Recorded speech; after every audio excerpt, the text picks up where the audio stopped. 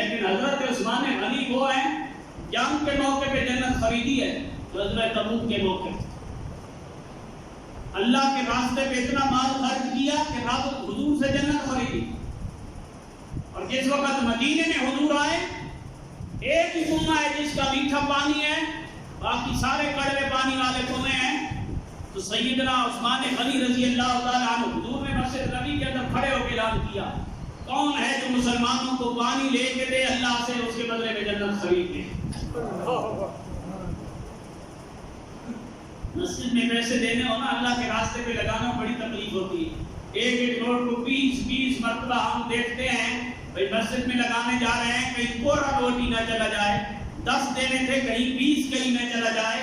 یوں اندازہ کر کر کے دیتے ہیں. اور اگر جب کوئی بندہ ڈانس کر رہا ہو تو اس وقت پھینکنے ہو تو پوری گچھی ہاتھ میں لے کے پھینک رہے ہوتے ہیں تاکہ دیکھنے والے دیکھیں کہ ہم سے زیادہ تو فضول خرچ ہے ہی کوئی. یہ آج کے مسلمانوں کی حالت ہے.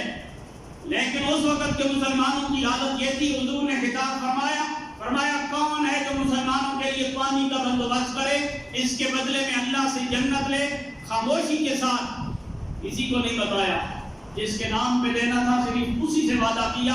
عثمان غنی اٹھے، جا کے یہودی سے سودا کیا.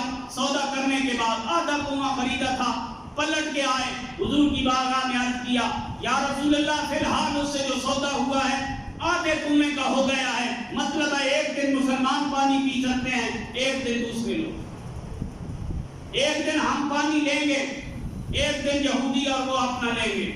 لیکن عثمان غنی نے اعلان فرمایا جس دن ہمارا نمبر ہو اس دن بلا تفریق پانی لینا ہے.